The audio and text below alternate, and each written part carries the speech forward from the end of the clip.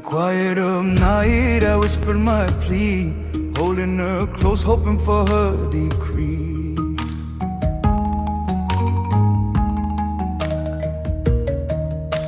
Morning on Tonle Sap smells like wet timber and diesel, like river mud warmed by sun.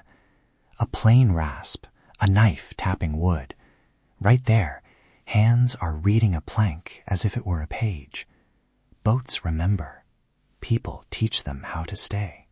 I can hear that rasp in my head already. It's more than sound, it's timing. Those taps tell you when a board is too thin, when the tide will allow a launch. The lake writes its calendar into every hull. Today I stepped into a half-open shed on the lake's western edge. 3 generations at work. Short line, the grandfather has a lifelong map of planks in his head. The grandson learns by tapping, knife to timber, to hear thickness. Women come and say which bow will bring a better morning. You feel the calendar in their rhythm. Right, and that rhythm isn't accidental. A quick frame. Tonle Sap's flood pulse reverses flow and expands the lake seasonally. People build to that.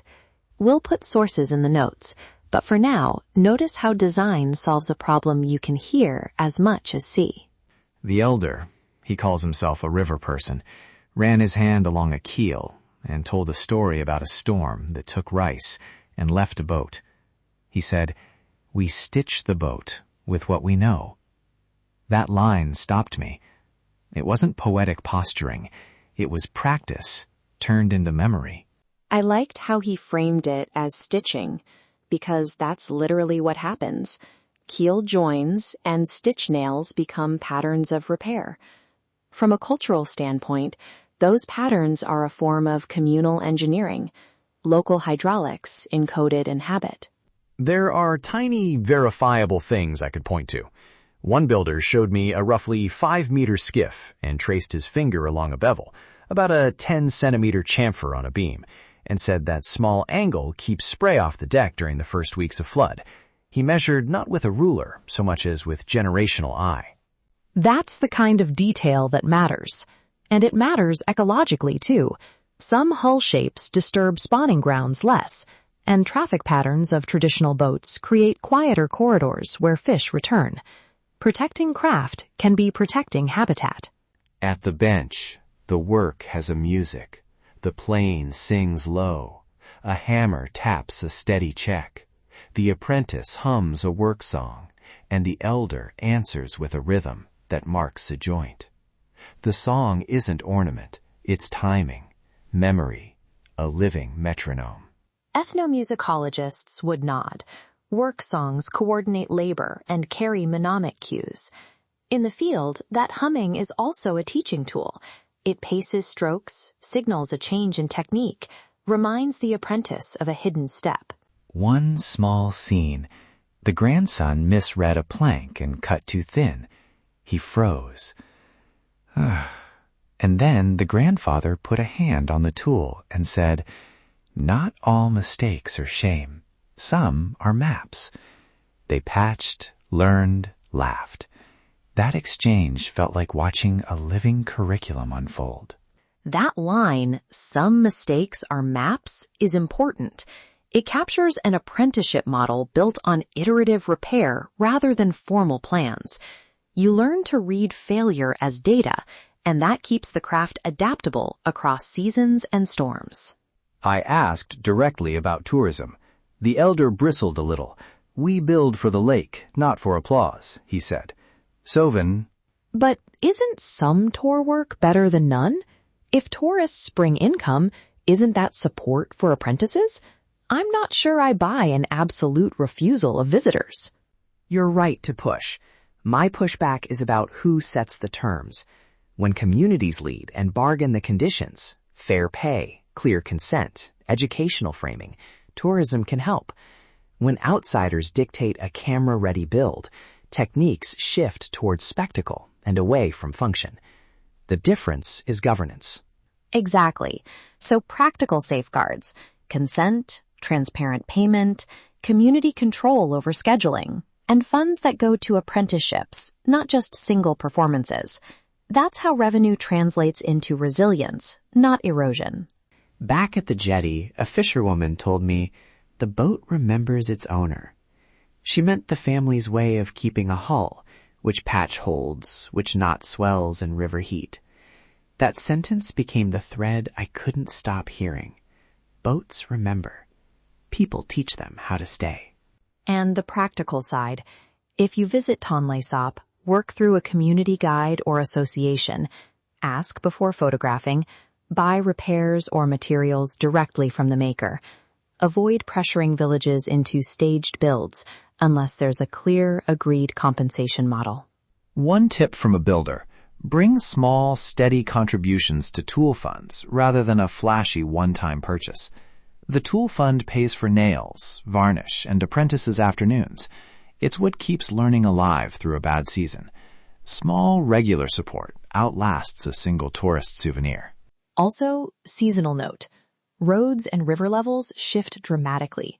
Plan through local operators and check access windows. The best visits are slow, patient, and organized with the people you came to learn from. I want to return to a small prescribing image. If you carry anything from today, carry this. Boats remember. People teach them how to stay. Say it once, then listen for it every time a plane rasp or a hammer taps. Before we close, credits and ethics. We recorded with permission, paid contributors, and listed performers in the notes. For further reading and community contacts, see the show notes. If you're thinking of supporting craft preservation, look for local NGOs and associations that channel funds to apprenticeships directly. When I left that shed, the apprentice pushed a small skiff into the water and shouted a nickname at it, the kind of silly name only a family gives. The grandfather laughed and said, "Names keep boats alive." That felt true. Craft is family, place, and story braided together. Listen for the squeak of a plane, a hummed tune, a steady tap. Those are the lake's lessons. For researchers and travelers alike, listen first, ask second, act only when invited. Humility is the first tool you bring to a workshop. If you want to help, listen first. Give small, steady support to tool funds and apprenticeships. Then subscribe to Ancient Echoes to keep these stories alive. Quiet stones, loud stories. And if you visit Tonle Sap, bring patience and a notebook.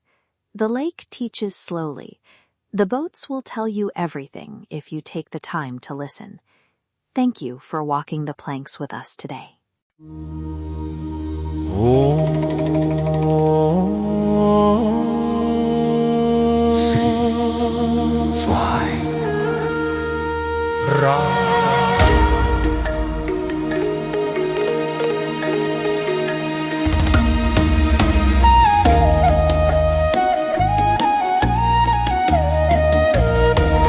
Oh, shining diamond, flawless and red, you stand so quiet, soft in the air.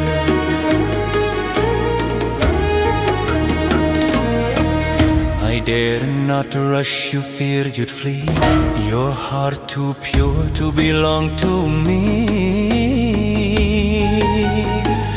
If you turn away, I reach and bind, press my hand, still body and mind.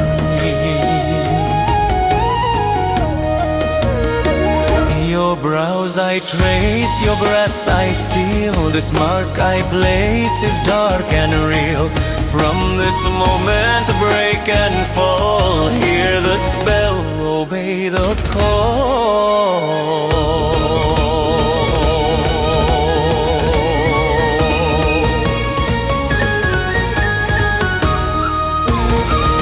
False love born from sacred lies, second one whispers through closed eyes.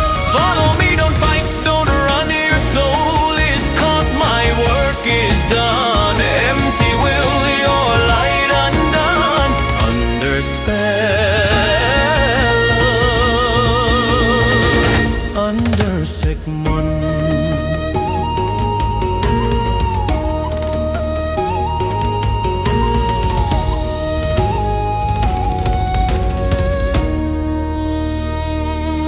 Crystal beauty, diamond bright, caught between shadow, charm and night.